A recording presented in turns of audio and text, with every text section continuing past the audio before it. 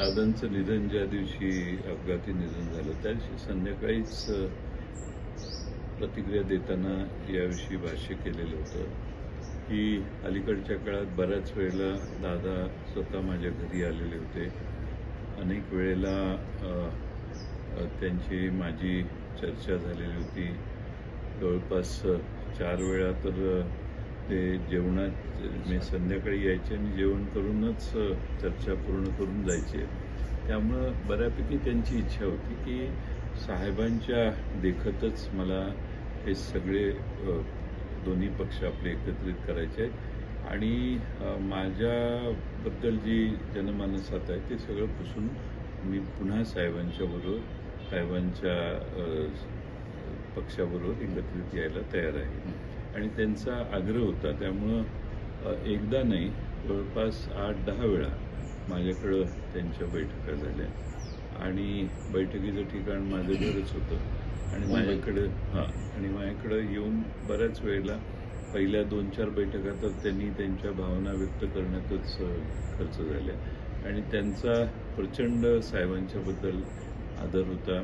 साहेबांच्या बरोबर जे झालं ते सगळं विसरू आपण आणि मागच्या 2-2.5 वर्षाचा कालखंड मागं टाकून आपण सगळे एक होऊ आणि महाराष्ट्रात राष्ट्रवादी काँग्रेस पुन्हा एकसंघ करू, ही त्यांची अंतिम आणि फार तीव्र अशी आग्रहाची भूमिका होती.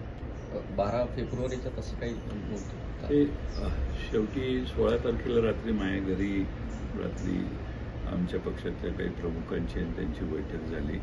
त्याच्या आधी अमोल कोल्हेजी किंवा हर्षवर्धन पाटील यांना घेऊन एकदा आमचे पक्षाच्या अध्यक्षांची 2 वेळा बैठकीत ते सहभागी होते. त्यापूर्वी 16ला सगळेच आम्ही एकत्रित जमलो आणि त्या दिवशी ठरलं की आपण जिल्हा परिषदेच्या निवडणुका आघाडीत लढवू आणि आघाडीत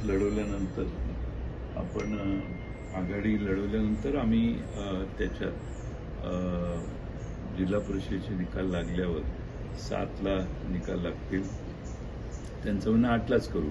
म्हटलं 8ला मी दिल्लीला एका लग्नाच्या निमित्तानं आहे, 8-9ला नको. मग किती तुम्ही, तर त्यांनी सांगितलं जयंत पाटील ठरवतील ती तारीख मंजूर आहे. मग आम्ही 10ला करू, मग 12ला करू, मग 12ला करू, कारण मध्ये 4-5 दिवस त्या फॉर्मॅलिटीजला लागतील. म्हणून 12 तारीख ही आम्ही निश्चित केली. दुसऱ्या दिवशी पहाटे उठून आम्ही त्यातही योगायोग असा की आम्ही सगळे इतके होतो की आम्ही सहज गमतीनं म्हटलं दादा विमानानेच उद्या सकाळी पवारसाहेबांना भेटायला बारामतीत जाऊ. आम्ही ज्याला फोन केला त्याने सांगितलं नाही ती धावपट्टी लहान आहे, माझं विमान काही तिकडे उतरणार नाही. मग आम्ही लगेच निर्णय घेतला की गाडीनं जाऊ. पहाटे निघून आम्ही पवारसाहेबांच्या समोर 8 वाजता बसलो आणि तिथं सविस्तर चर्चा झाली आणि 12 तारीख आम्ही सगळ्यांनी निश्चित केली आणि साधारणपणाने 8-9 पर्यंत हे जिल्हा परिषदेच्या निकालाचे पडसाद उमटतील आणि 10-11 तारीख मोकळे झाले की 12ला याचा निर्णय घेऊ अशी आम्ही पूर्ण चर्चा केली. पण अजितांच्या नेमकं मनात काय होतं, म्हणजे सत्तेमध्ये जाऊन एकत्र राहायचं काय? नाही, आधी दोन्ही पक्ष एकत्रित करायचे याच्याबद्दल त्यांचा आग्रह होता. आता त्याचे बरेच तपशील आहेत. मग ते आता इतक्या छोट्या काळात मी कधीतरी मोकळ्या वेळी त्याचाही खुलासा मी करेन. पण फारच सविस्तर आणि अनेक वेळा त्याची चर्चा आमच्या सगळ्या बरोबर झाली. सुप्रियाताई त्यात काही वेळा उपस्थित ठेवायचा मी प्रयत्न केलेला होता. त्यामुळं बऱ्यापैकी चर्चा पुढे गेलेली.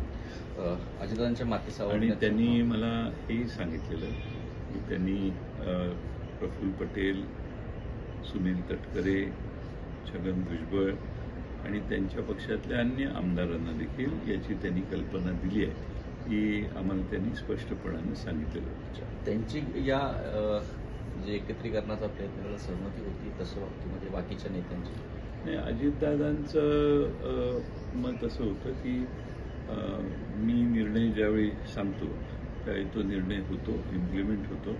तुम्ही त्याबद्दल काही चिंता करायची कारण नाही. हे सगळे माझे सहकारी मी म्हणेन त्याप्रमाणे निर्णय करतील. अजितदादांच्या माती सावरण्याचा कार्यक्रम कालच झाला आणि ज्या पद्धतीने तातडीनं घडामोडी घडल्या, सुनेत्राबाईंनी तातडीनं मुंबईला रात्री पहाटेमध्ये रवाना झाले, आज मुख्यमंत्रीपदा शपथ होईल गटनेता, या सगळ्या ज्या इतक्या घडामोडी तातडीने घेत आहेत, शपथविधी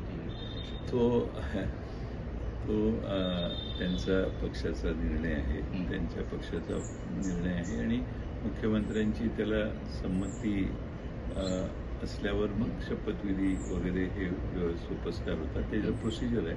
त्यांच्या पक्षाचा अंतर्गत निर्णय आहे, त्यावर आम्ही काही भाष्य करू इच्छितो. पण या सगळ्या अजितदादांच्या घटनेनंतर अर्थमंत्रीपदासाठी तुमचं नाव काही माध्यमांनी घेतलं होतं की चर्चेमध्ये तुम्ही आहात, तर तशी काही चर्चा खरंच सुरू आहे?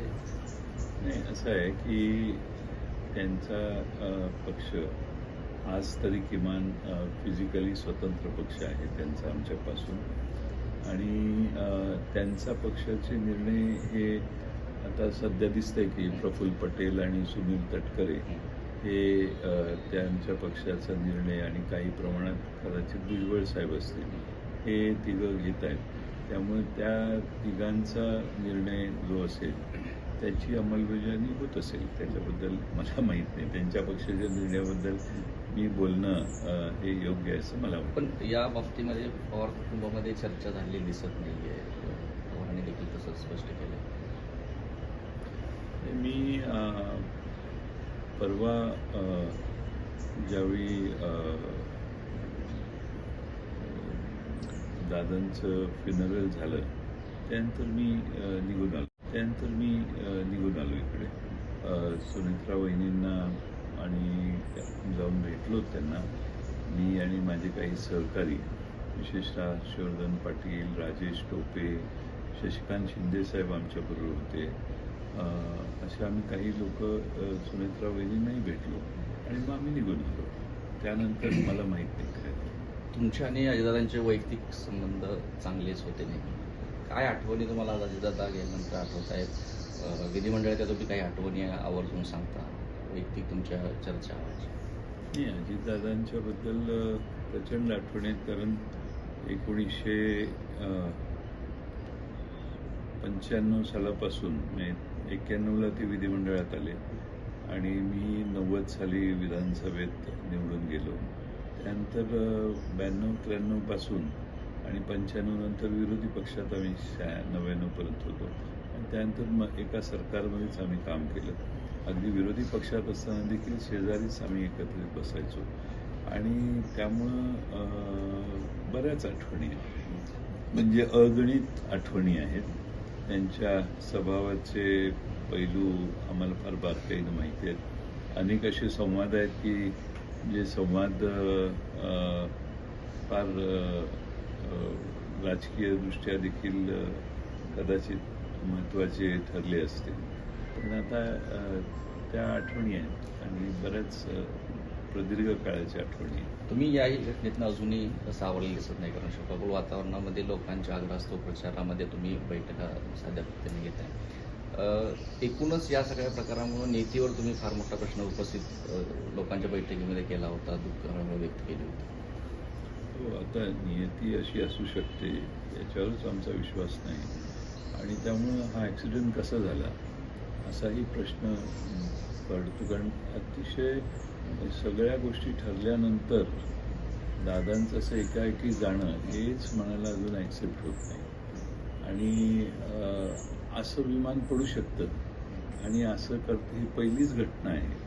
त्यामुळं सगळेच ह्याच्यात गेले आणि अशा पद्धतीनं मृत्यू येतात अनेकाला, शेवटी प्रत्येकाला जायचंच आहे शेवटी, पण एवढ्या अशा पद्धतीनं ॲक्सिडेंट होणं हे आम्हाला तर कधी अपेक्षा म्हणजे कुणाच्या ध्यानीमनी येणार नाही.